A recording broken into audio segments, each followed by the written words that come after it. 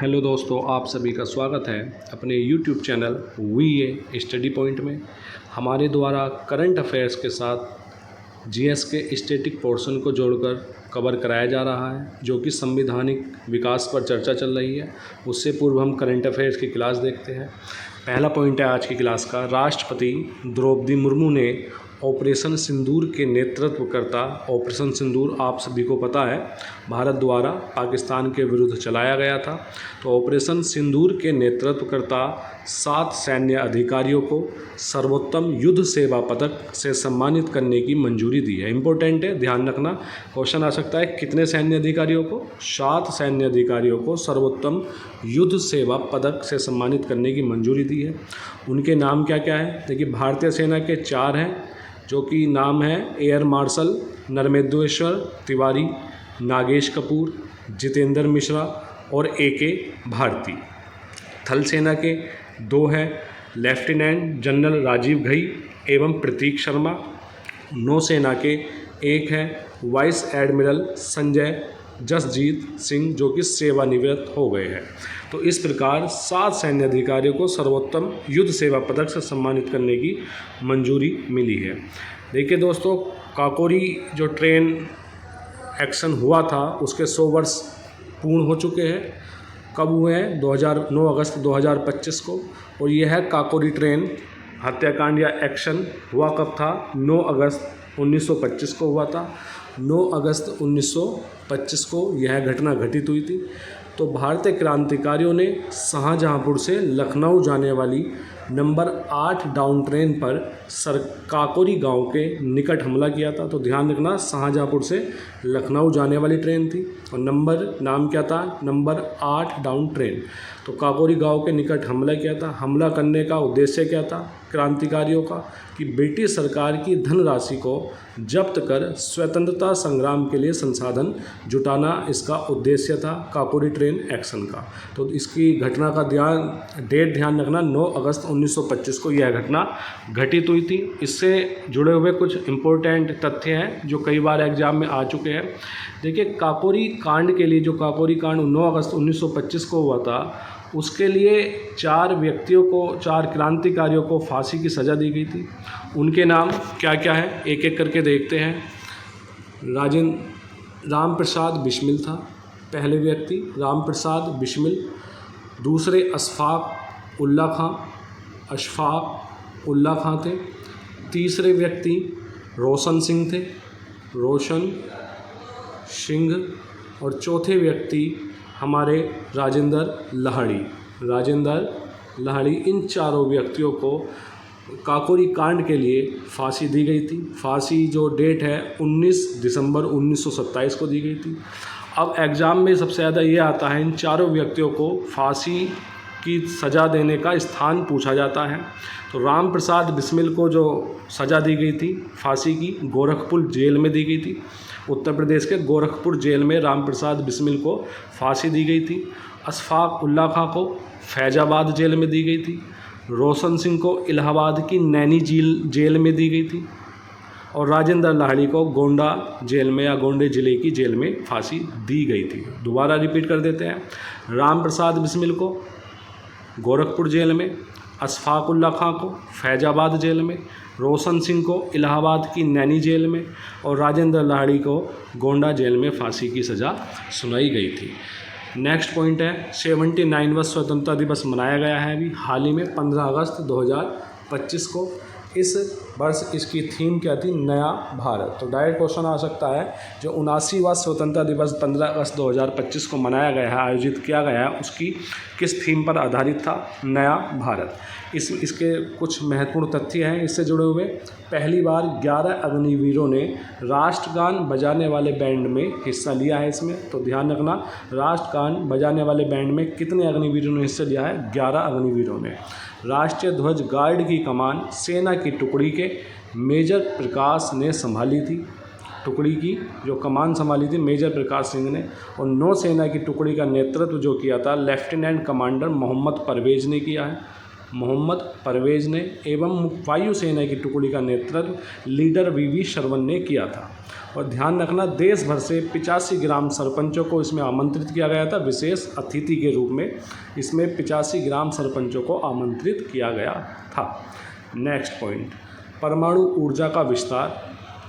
भारत की योजना वर्ष 2047 तक परमाणु ऊर्जा क्षमता को 10 गुना तक बढ़ाने का है।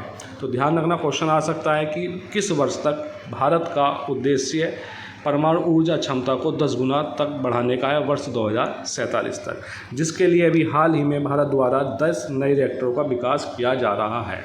तो कितने? 10 नए रिएक्टरों का विकास किया जा रहा है भारत सरकार द्वारा। नेक्स्ट क्वेश्चन, पीयूष गोयल ने मुंबई में भारत के पूर्णतः महिला संचालित स्वच्छ स्ट्रीट फूड हब का उद्घाटन किया। पूर्णतः महिला संचालित है स्वच्छ स्ट्रीट फूड हब, कहाँ पर हुआ है? मुंबई में। नेक्स्ट क्वेश्चन, इंपॉर्टेंट क्वेश्चन है नेक्स्ट।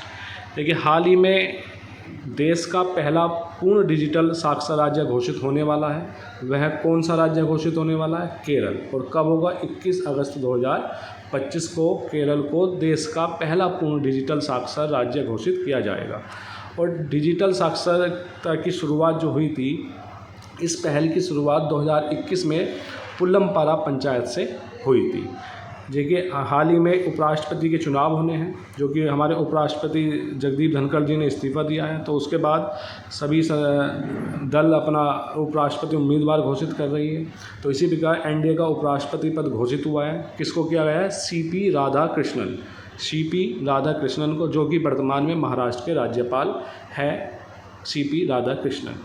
हाल ही में विश्व मानवता दिवस मनाया गया है। कब मनाया गया है? 19 अगस्त को विश्व मानवतावादी दिवस मनाया गया है।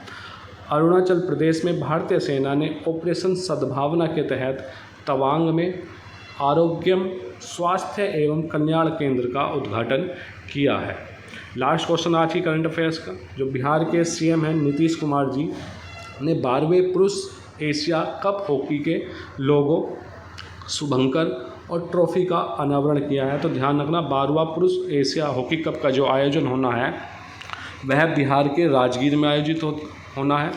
29 अगस्त से 7 सितंबर के बीच यह प्रतियोगिता आयोजित होगी। और इस शुभंकर का नाम क्या है? चांद। और किस से प्रेरित है ये शुभंकर? राष्ट्रीय पशु बाघ से प्रेरित है। तो दोस्तों, करंट अफेयर्स की क्लास हम यहीं समाप्त करते हैं। और स्टैटिक पोर्शन, हम जो कंपनी का संवैधानिक विकास हमारा चल रहा है, उस पर हम डिटेल से चर्चा करते हैं।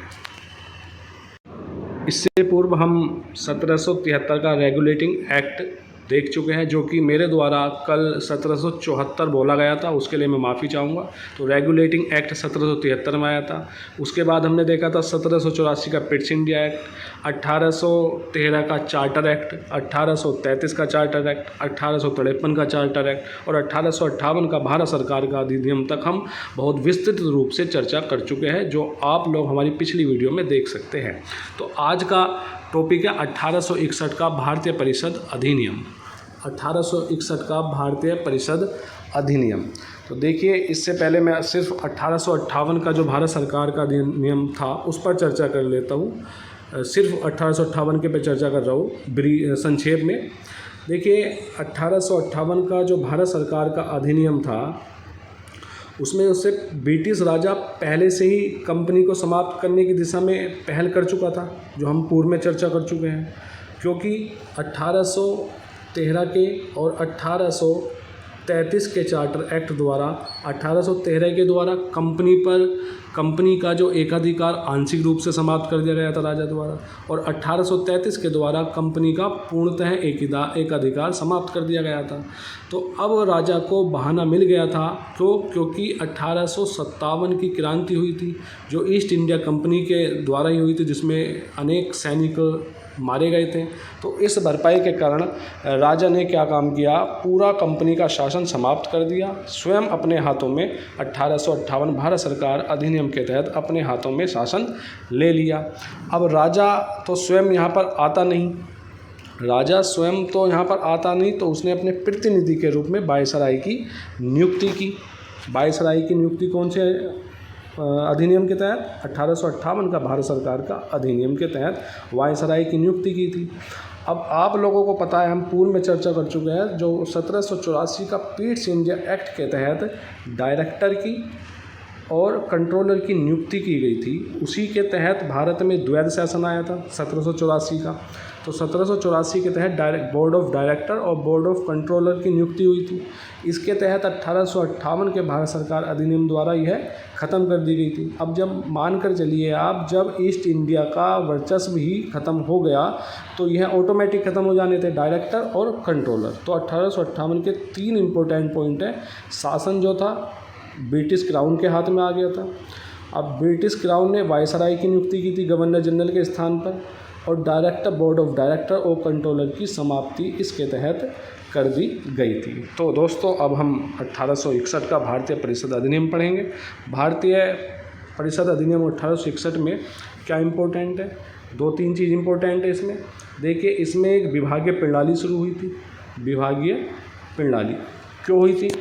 अब वायसराय पूरे क्षेत्र को तो देख नहीं सकता था, तो जिस कारण इन्होंने प्रत्येक क्षेत्र के लिए एक विभागीय बना दिया गया था, जिसको मंत्रिमंडल व्यवस्था की नींव भी रखी गई थी। मंत्रिमंडल व्यवस्था की नींव जो रखी गई थी 1861 का भारतीय परिषद अधिनियम द्वारा ही रखी गई थी। और क्या था? 1861 के भारत परिषद अधिनियम द्वारा ही सर्वप्रथम हाई कोर्ट की स्थापना भी हुई थी। कहाँ पर? कोलकाता में। 1862 में ही कलकत्ता में हाई कोर्ट की स्थापना हुई थी। किस अधिनियम के तहत? 1861 का भारतीय परिषद अधिनियम।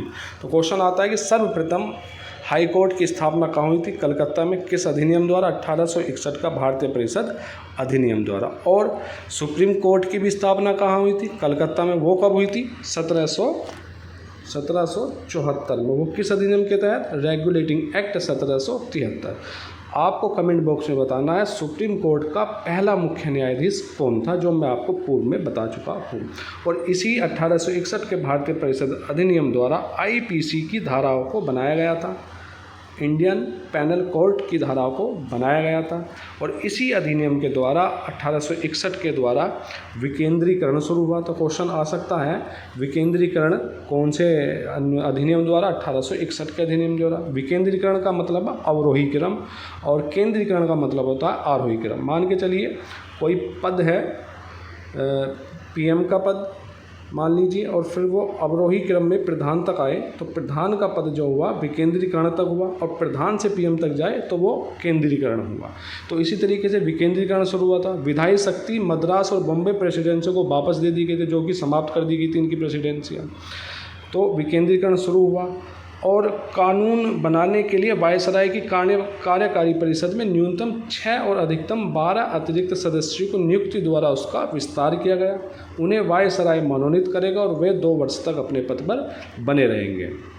इम्पोर्टेंट जो है 1861 का भारतीय परिषद अधिनियम, 3 पॉइंट है, 3-4 पॉइंट। क्या? एक तो विभागीय प्रणाली शुरू हुई थी, यानी मंत्रिमंडल व्यवस्था की नींव रखी गई थी। आईपीसी की धाराओं को बनाया गया था और सत्ता का विकेंद्रीकरण हुआ था। और सबसे अहम है, जो गवर्नर जनरल को अध्यादेश जारी करने की अनुमति दी गई थी। गवर्नर जनरल को अध्यादेश जारी करने की अनुमति कौन से अधिनियम द्वारा? 1861 के अधिनियम द्वारा। देखिए, जो हमारे वर्तमान में राष्ट्रपति द्वारा भी अध्यादेश लगाया जाता है, तो वो कौन से अनुच्छेद के तहत लगाया जाता है? संविधान के 123 के अनुसार। तो ध्यान रखना, राष्ट्रपति अनुच्छेद 123 के द्वारा अध्यादेश जारी लगा सकते हैं, और राज्यपाल 213 के तहत। तो राष्ट्रपति 123 अनुच्छेद 123 के अनुसार अध्यादेश जारी कर सकते हैं, और राज्यपाल अनुच्छेद 213 के अंतर्गत अध्यादेश जारी कर सकते हैं। तो अगला पॉइंट 1800 भारत का भारतीय शासन अधिनियम पढ़ेंगे अब हम। इसमें 2 ही बात सबसे ज़्यादा इम्पोर्टेंट है या महत्वपूर्ण है। 1852 का भारतीय परिषद अधिनियम। क्या? एक तो जो बजट होता था उस पर बहस करने का अधिकार मिल गया था भारतीयों को, और दूसरा बिंदु निर्वाचन पद्धति का आरंभ हो गया था। तो 2 ही इम्पोर्टेंट या महत्वपूर्ण तथ्य हैं इसके 1892 के भारतीय परिषद अधिनियम के। क्या? कि बजट पर बजट पर भारतीयों को बहस करने का अधिकार प्राप्त हो गया था।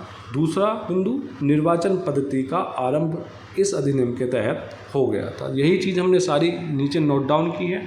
देखिए, इस अधिनियम द्वारा कार्यकारिणी के सदस्यों की संख्या कम से कम 10 तथा अधिक से अधिक 16 हो गई। इस अधिनियम में यह भी सुझाव था कि इस परिषद में कम से कम 40% लोग अशासनिक होने चाहिए। इन अशासनिक सदस्यों में कुछ चुने हुए तथा कुछ मनोनीत होते थे।